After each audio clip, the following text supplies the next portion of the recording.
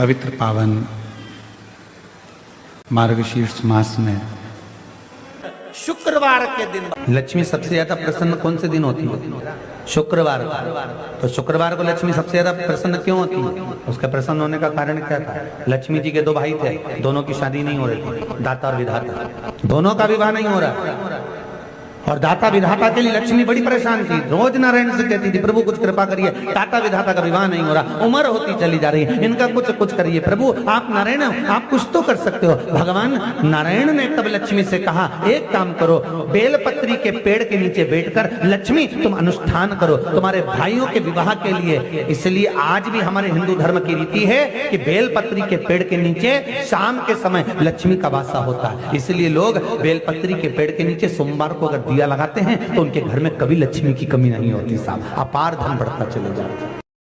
वंश वृद्धि के लिए, कार्य सिद्धि के लिए, वैभव प्राप्ति के लिए या अपने हृदय की सुख समृद्धि के लिए, संतान प्राप्ति के लिए पारिजात हार श्रृंगार के फूल की शिव जी को आराधना होती है। हार श्रृंगार का जो पुष्प होता है, अशोक सुंदरी वाली जगह पर हम पारिजात के पुष्प को समर्पित करते हैं। उसकी डंडी का जो मुख है वो शिवलिंग की ओर होता है जब अपन अशोक सुंदरी पर चढ़ाते हैं, और फूल का मुख इधर होता है। वापिस उसी पारिजात के पुष्प को उठाकर हम माता पार्वती जी के हस्त कमल पर, जो गोल हस्त कमल है, वहां समर्पित करते हैं। उस जगह पर माता पार्वती जी की ओर से जो पुष्प समर्पित किया जाता है, उसकी डंडी पारिजात की हमारी ओर होती है, पुष्प का मुख महादेव की ओर होता है। तीसरी जगह जब हम पारिजात के पुष्प को अशोक सुंदरी पे से उठाकर जगत जननी के हस्त कमल पर रखते हैं, हस्त कमल पे से उठाकर देवादिदेव महादेव के शिवलिंग पर रखते हैं, उस समय पर पारिजात के पुष्प की डंडी शिवलिंग के ऊपर होती है और फूल का मुख अपनी ओर होता है। इस जगह पर पारिजात के पुष्प की डंडी के केसर से ही महादेव को त्रिपुंड लगाया जाता है और महादेव से प्रार्थना करी जाती है। एक फूल के चक्कर में वो कंस का जन्म हुआ था, भागवत जी में सुना कि नहीं सुना? वो कंस पूर्व समय में एक अप्सराओं का नित्य लीला विहार कराने वाला एक सेवक था, और उसने किसी के बगीचे में से फूल तोड़ा और तोड़कर कहीं देव को समर्पित कर दिया, तो पाप लग गया, जिसके कारण कंस का जन्म हुआ पवन रेखा के गर्भ से। किसी के बगीचे में प्रवेश कर कर किसी के पेड़ पे लगे हुए पुष्प बिना पूछे तोड़कर अगर भगवान को भी दे रहे हो तो उसके लिए भी तुम्हें नरक भोगना पड़ सकता है। ये हमारी शास्त्र रीति कहती है। प्रातः के समय पर सुबह की करी हुई प्रार्थना और शाम की करी हुई आराधना कभी खाली नहीं जाती। शाम के समय पर अपने घर में भगवान को एक घी का दीप अवश्य लगाना चाहिए, अवश्य। सुबह करी गई प्रार्थना और शाम को करी गई आराधना व्यक्ति की कभी खाली नहीं जाती है, वो झोली भर कर ही रहती है। आपने प्रश्न किया, घर के मंदिर में देवी और देवता दोनों रहते हैं, हमें घर में नित्य प्रति कौन सी बाती का दिया लगाना चाहिए, लंबी या गोल? प्रश्न अच्छा है ना। निवेदन है, जब नवरात्रे का समय आए और 9 दिन तक देवी माँ आपके घर में विराजमान हो, या दीपावली का पर्व हो जब महालक्ष्मी की पूजन कर रहे हो, तब लंबी बाती का प्रयोग करें।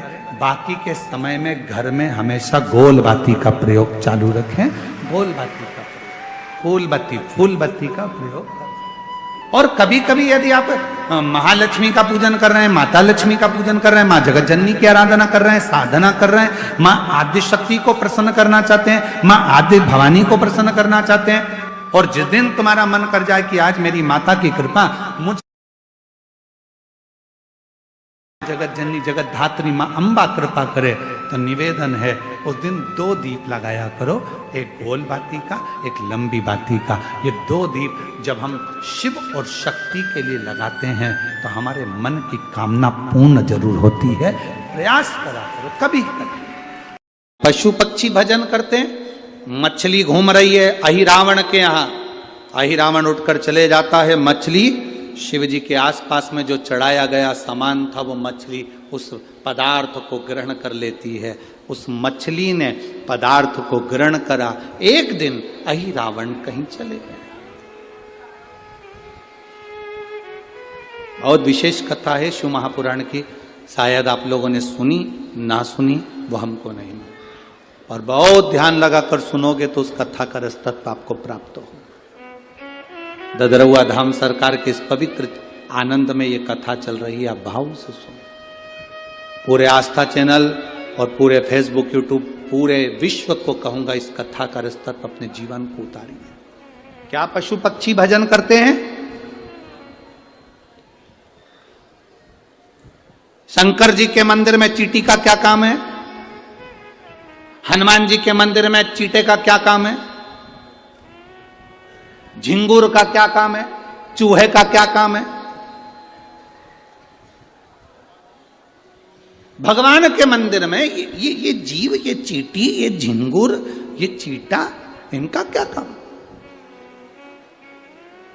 महाराज कोई पुण्य करे होंगे पूर्व के, अपने कर्म को भोगते भोगते भोगते चींटी का जन्म मिल गया।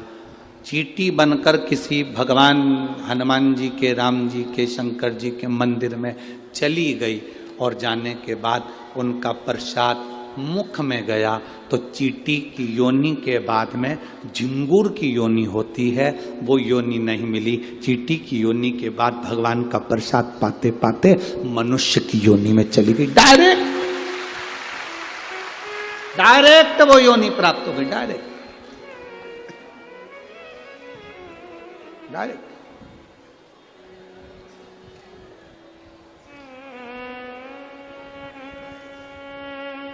भटकना छोड़ दो। मछली ने, अहिरावण कहीं चले गया, मछली शंकर जी पर चढ़ा हुआ पदार्थ कैसे पावे? मछली का संकल्प था शिव जी के चढ़े हुए प्रसाद को ही वो ग्रहण करती है, शंकर पर चढ़े हुए अभिषेक के जल को ही वो ग्रहण करती है। अब मछली तड़पने लगी। 12 दिन हो गए, 15 दिन हो गए, 20 दिन हो गए, शंकर का कोई प्रसाद नहीं। मछली तड़प रही।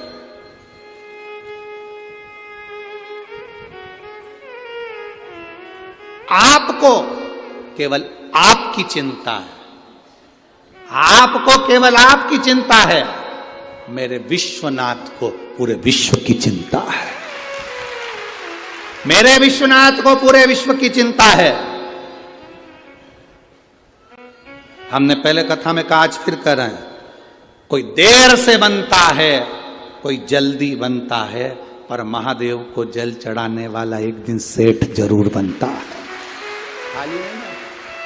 उसको शंकर भगवान के चढ़े हुए जल का आचमन करा है, वो खाली नहीं जाएगा।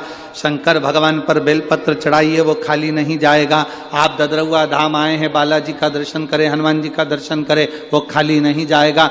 जहां जगह मिली, आज इस पंडाल में कहीं जगह नहीं है, मैं कहूँगा आस्था चैनल वालों से और टीवी वालों से और कि दर्शन कराएं। आज इस पंडाल में कहीं जगह नहीं। 3-3 पंडाल लगाने के बाद बाहर ग्राउंड तक फुल है, तो लोग रोड पर बैठे हैं और ये पंडाल के पर्दे तक निकाल कर कथा में झूम झूम कर आप चारों तरफ देखो कि चारों तरफ से लोग भरे पड़े हुए हैं। कहाँ जगह? लोग रोडों पर, आप टीवी के माध्यम से, एलईडीओं के माध्यम से देखिए, पूरे ग्राउंड में कहीं जगह नहीं पांव रखने। शुक्रवार के दिन भगवान शंकर को शुक्र को दिया था, इसलिए उसकी प्रधानता। आपको मालूम पड़ गया कि शरीर में मुझे ये रोग हो गया है, मुझे शुगर हो गया है, मुझे बीपी हो गया है, मेरा ब्लड प्रेशर ऊंचा नीचा रह रहा है, कोई भयंकर रोग, मेरे रिश्तेदार को कोई कैंसर जैसा रोग हो गया, किसी को कोई थायराइड हो गया, किसी को कोई किडनी और लीवर में सूजन हो गई, किसी को कहीं किडनी और लीवर में तकलीफ हो गई। तो शिव महापुराण की कथा कहती है, नवग्रह शिव महापुराण की कथा कहती है कि बेलपत्री के वृक्ष के नीचे महामृत्युंजय मंत्र का जाप जो शुक्रवार की शुक्रवार घी का दिया लगा कर करता है, उसके रोग बाबा देवाधिदेव महादेव समाप्त करते चले जाते हैं। ये संजीवनी मंत्र शुक्रवार के दिन भगवान शंकर को शुक्र को दिया था। इसलिए एक बार लोहे से कहा, सोना लोहे से बोलता है, लोहा तू भी धातु मैं भी धातु, मैं सोना तू लोहा, तू भी धातु मैं भी धातु, मुझे भी अग्नि में तपाया जाता है तुझे भी अग्नि में तपाया जाता है। सोना कहता है मुझे भी तपाकर कुछ बनाया जाता है तुझे भी तपाकर कुछ बनाया जाता है। सोना लोहे से कहता है कि मुझे भी अग्नि में तपाया गया तुझे भी अग्नि में तपाया गया, मैं भी धातु तू भी धातु, तुझे भी तपाया मुझे भी तपाया, तुझे भी कूटा मुझे भी कूटा। सोने ने लोहे से पूछा, पर एक बात बता रहे लोहा, मैं सोना जब उठता हूं तो मैं आवाज नहीं करता, तू लोहा जब उठता है तो आवाज क्यों करता? मैं उठता हूं तो आवाज नहीं करता। सोना कह रहा है मेरी आवाज नहीं निकलती। सुनार की दुकान के सामने से निकलना सोने को कूटा जाता है तो उसमें आवाज नहीं आती। लोहार की दुकान के सामने से निकलना लोहे को कूटा जाता है तो उसमें से आवाज आती है। सोने ने लोहे से पूछा कि मैं धातु तू धातु, मैं पीला तू काला, मुझे भी तपाया तुझे भी तपाया, अग्नि में मुझे भी डाला तुझे भी डाला, मुझे भी कूटा तुझे भी कूटा, मैं कूटा आवाज नहीं आई, पर लोहा तू कूटा तुझ में आवाज क्यों आई? तब लोहे ने कहा, सुन सोने, तुझे जो मार रहा है वो लोहे का हथौड़ा है, मुझे जो मार रहा है वो लोहे का हथौड़ा है। सोने तुझे लोहे का हथौड़ा मार रहा है ना, इसलिए तू चिल्ला नहीं रहा। मैं लोहा, और जब मुझे लोहे का हथौड़ा मारता है ना तो चीख रहा हूं। अपना अपने को चोट देता है तब चीख तो निकलती ही है। सोने का हथौड़ा अगर सोने को मारता तो चिल्लाता, लोहे का हथौड़ा लोहे को मारता है तो चीखता है। अपना अपने को गाली देता है, अपना अपनों को अपशब्द कहता है, अपना अपने को ताना देता है तो चीख निकलती है, बद्दुआ निकलती है, अपशब्द निकलते हैं। दूसरा, सोने को लोहा मारेगा तो सोने को कोई फर्क नहीं पड़ता, दूसरा गाली देगा चल जाएगा, दूसरा अपशब्द कहेगा चल जाएगा, दूसरा ताने देगा चल जाएगा, पर कोई अपना अपने को अपशब्द कहे, अपना अपने को ताने दे, अपना अपने को आड़ा टेढ़ा कहे, ये नहीं चलता। भगवान देवाधिदेव महादेव के साथ में हुआ क्या था, उनके ही ससुर ने उनको गाली दे दी थी, तुझे शमशान का निवास करना पड़ेगा, मेरा श्राप है शिव, तू शमशान में रहेगा। शंकर भगवान तो भी अलमस्त थे, उन्होंने कहा कोई बात नहीं, अच्छी जगह पे प्लाट मिला है, कोई कब्जा ही नहीं करेगा, उसमें क्या टेंशन। शिव जैसे प्रसन्न भाव में रहने वाला चाहिए, हर एक में अच्छा ही देखो, जितना आप अच्छा ढूंढोगे उतने अच्छा ही मिल जाएगी। दो माताएं बस में लड़ रही थी, सीट एक थी, बैठने के लिए दोनों लड़ रही, वो बोली मैं बैठूंगी, वो बोली मैं बैठूंगी। कंडक्टर आ गया, क्यों लड़ रही हो? मैं बैठूंगी, दूसरी बोली मैं बैठूंगी। कंडक्टर बोला तुम में जो ज्यादा उम्र वाली हो वो बैठ जाए। पूरे रास्ते दोनों खड़ी रही, बैठी नहीं, क्योंकि जो बैठेगी वो ज्यादा उम्र की, बैठी नहीं, दोनों खड़ी। पूरा रास्ता उन्होंने खड़ा खड़ा निकाल दिया, पर बैठी नहीं। कंडक्टर दोबारा आया, बैठो, अभी नहीं, मैं बैठू। तो कंडक्टर ने दूसरी से कहा बैठ जाओ, दिख रहा है तुझे, मेरी उम्र नजर आ रही है। कंडक्टर ने फिर दूसरी से कहा तू बैठ जा, आंखों का इलाज करवा लेते रहे। नहीं बैठूंगी मैं, कोई इतनी उम्र क्यों? कुर्सी पूरी खाली बस की, दोनों नहीं बैठी, इतने में एक दूसरा आ गया, चले गए। ये खड़ी की खड़ी बस की, किसी को मालूम ना पड़ जाए कि उम्र कितनी।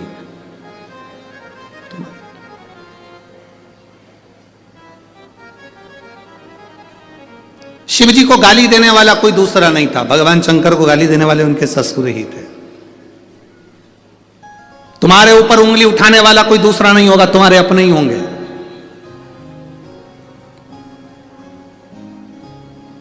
कोई दूसरा नहीं होगा, तुम्हारे अपने। वो लोग चिल्लाते हैं ना, भैया जी संघर्ष करो हम तुम्हारे, अरे जम के तो बोलो, हम तुम्हारे साथ हैं। भैया जी संघर्ष करो हम तुम्हारे साथ हैं। अब इतनी तेज चिल्ला के करे संघर्ष करो हम तुम्हारे साथ हैं, अगर तुम साथ होते तो संघर्ष की जरूरत ही क्या पड़ती? संघर्ष की जरूरत क्या पड़ती? साथ नहीं हो तो संघर्ष की जरूरत है, कहना कठिन है। शंकर भगवान को गाली देने वाला कोई दूसरा नहीं था, शिव जी को अपशब्द कहने वाला कोई दूसरा नहीं था, शंकर भगवान को आड़ा टेढ़ा कहने वाला कोई दूसरा नहीं था। स्वयं देवादिदेव महादेव को अपशब्द कहे उनके ससुर ने कहे, हे शिव मेरा श्राप है। तो सचेत मानस में एक बात सुनी होगी कि रावण प्राणों को जब त्याग रहा था तो उसने लक्ष्मण जी को 3 उपदेश दिए थे। कितने उपदेश दिए? किसने भेजा था लक्ष्मण जी को रावण के पास? भगवान श्री राम। उसका सबसे पहला उपदेश कौन सा था? रावण ने मरने से पहले 3 बातें बोली लक्ष्मण जी के कानों में। और आप सबको मालूम है कि लक्ष्मण जी ज्ञान लेने के लिए जब गए थे तो रावण के सिर के पास जाकर खड़े हो गए थे, तो रावण ने मुंह फेर लिया था, ज्ञान नहीं दिया था। लक्ष्मण जी वापिस आ गए थे राम जी के पास में कि ऐसा रावण है, लोग कहते तब विद्वान है। मैं उसके पास गया तो उसने मुंह फेर लिया। भगवान राम जी ने कहा ज्ञान लेते समय सिर पे जाके बैठते हैं कि चरणों में बैठते हैं? तो कहाँ गया था? तो के सिर के पास, चरणों में जाकर बैठ। रावण पड़ा है मृत्यु सैया पर, जमीन पर, लक्ष्मण जी उसके चरणों में जाकर बैठ गए तो रावण ने हाथ का इशारा कर कर बुलाया मेरे करीब। 3 उपदेश रावण ने मृत्यु की सैया पर मरने से पहले लक्ष्मण जी के कानों में दे दिया।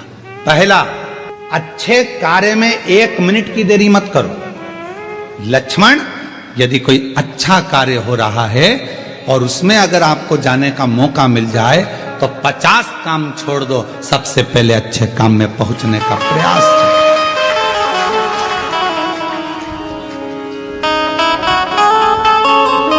अच्छे काम में 1 मिनट की देरी मत करो।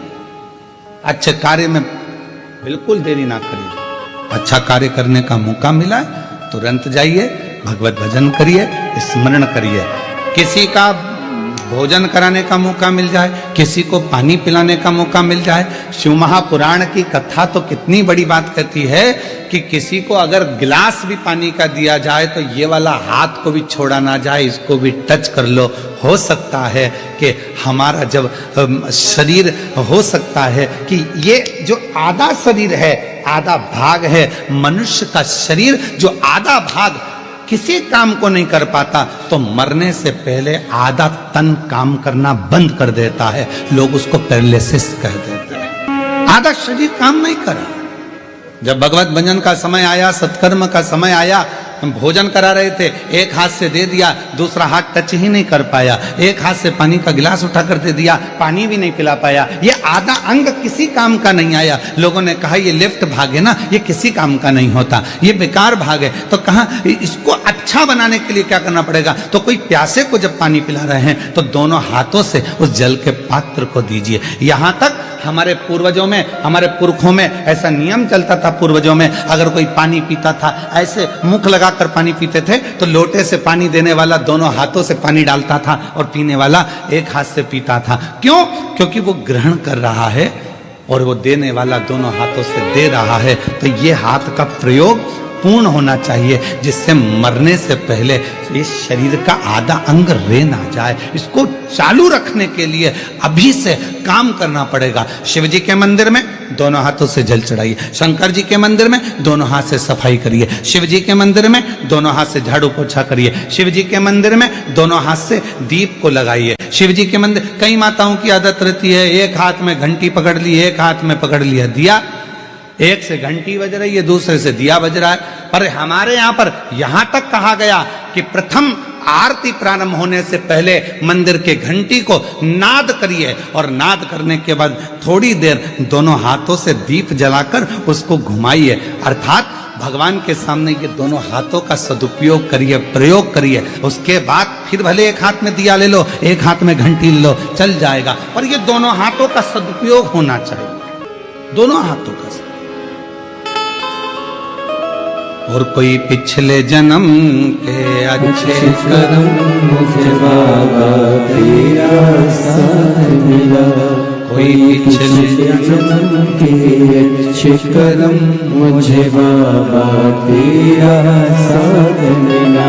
पूर्व का कोई कर्म तो अच्छा कर्म, यहां तक हमारे शास्त्र कहते हैं, कितना सुंदर कहा, एक चावल के दाने को भी अगर शिव जी पर चढ़ाया जाता है तो डब्बे में से, कई माताओं की आदत रहती है डब्बा खुला हुआ है, डब्बा रखा हुआ है, उसमें से एक चावल का दाना उठाया, शिव जी को चढ़ा दिया। शिव महापुराण की कथा कहती है, डब्बी में से अगर शिव जी को चावल का दाना चढ़ा रहे हो, पहले डब्बी में से उठाकर अपनी हथेली पर रखो, फिर उस चावल के दाने को भगवान को समर्पित करते चलो, समर्पित करते चलो, फिर करो। ये शरीर आधा ना रह जाए, आधा ना रह जाए।